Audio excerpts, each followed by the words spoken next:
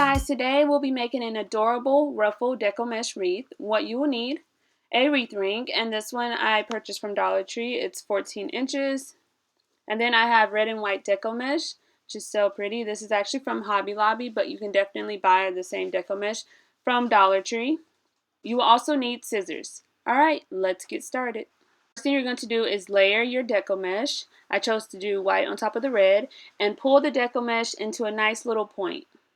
Just like that. And then you're just going to thread it through the first space, and I like to flip it over just because it's a little easier to tie it this way. So just tie it in a simple knot, give it a nice little tug to make sure it's nice and secure. Just like that.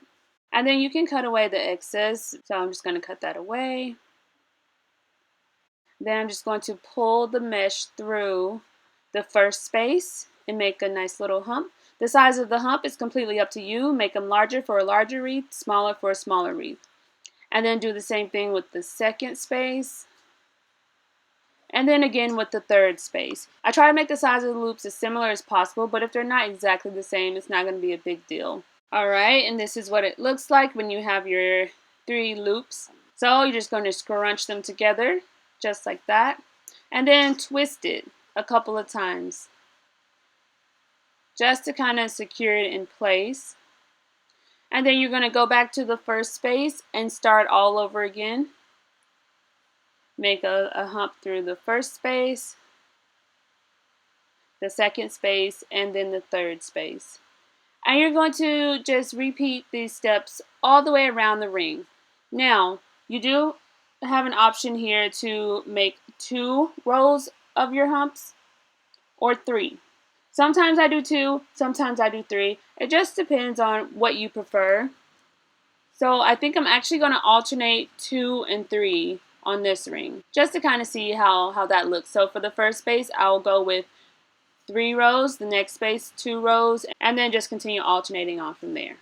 Alright, so we've come to the last little loop, and you see I'm trying to make them similar, but they're not 100% perfect, which is okay.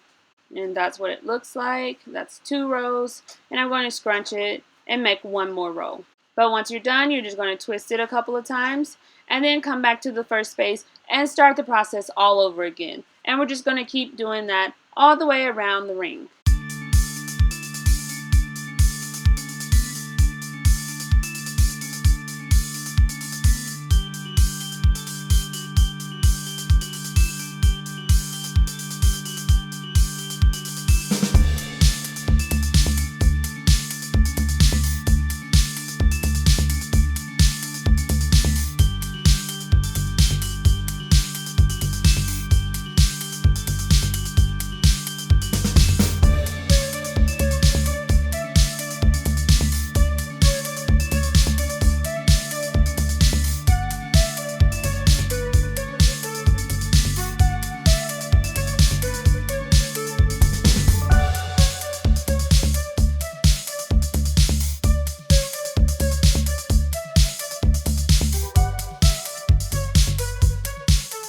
So this is what it's looking like so far. It's so cute and poofy. It's so adorable. Now I've come to the end of my deco mesh, and I'm just going to cut the deco mesh off of the roll. And then I'm just going to twist it again a couple of times because I don't want my loops coming unraveled. And then I'm going to go all the way to the inside so that it's nice and hidden away. And I'm just going to twist the mesh just to make it skinnier and tie it in a simple knot, just like I did when I was first starting.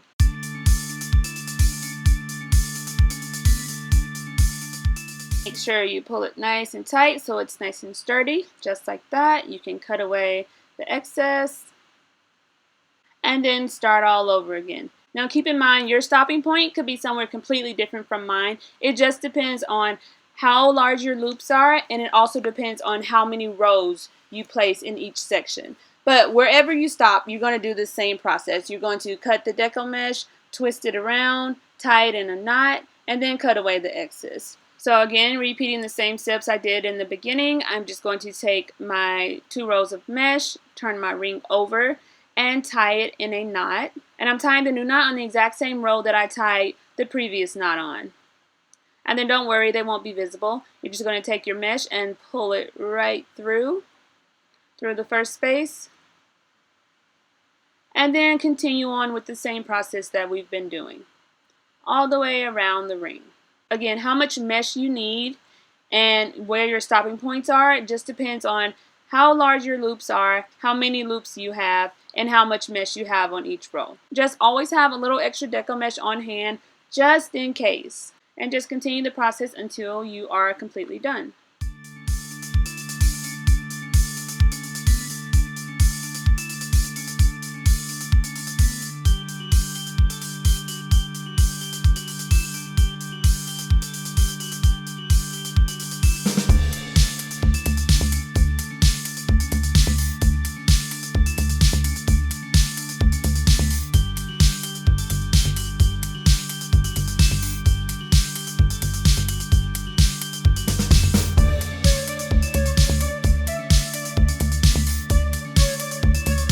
Alright, so we are done, and we're going to just do the same thing we did the first time. Turn your ring over, cut away a little extra deco mesh, and then you're going to twist your mesh a couple of times.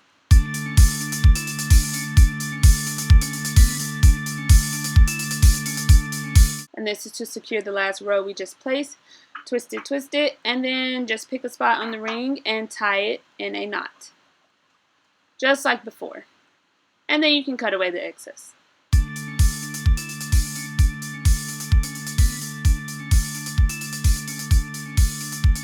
And this is what it's looking like. So cute and poofy. You can definitely leave it like this, but this time I do want to separate my two layers. So I'm just going to gently pull them apart. Like I'm just going throughout the ring, and wherever it looks good, I'm just pulling it out and then just adjusting it and maneuvering it all the way around. You can skip this step if you choose to do so. Sometimes I leave the mesh layered, but this time I do want to separate it. So it's completely up to you.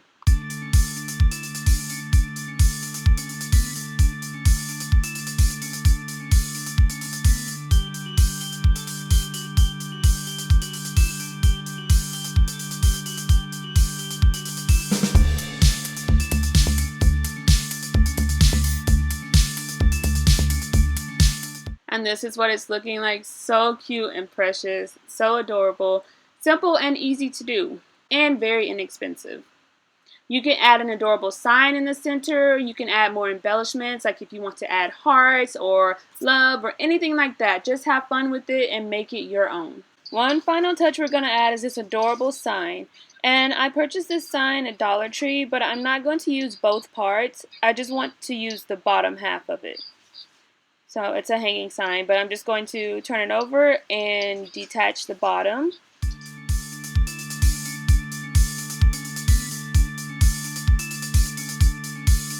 So this is what it looks like. And I'm going to turn it over. And I'm going to use 2 chenille stems, 1 on either side. I usually like to put 2 on either side, but since this sign is pretty thin, I only need 1 on either side. And I'm going to hot glue it in place. And that's what it's looking like. I just want to make sure I have the chenille stems hanging off the side so that I can attach it to my wreath. So it's going to look so precious right in the center. And what I'm going to do is just push the mesh over to the side until I find the actual ring. And I'm just going to loop my chenille stems around the ring a couple of times to make sure it's nice and secure. And I'm going to repeat this step for both sides.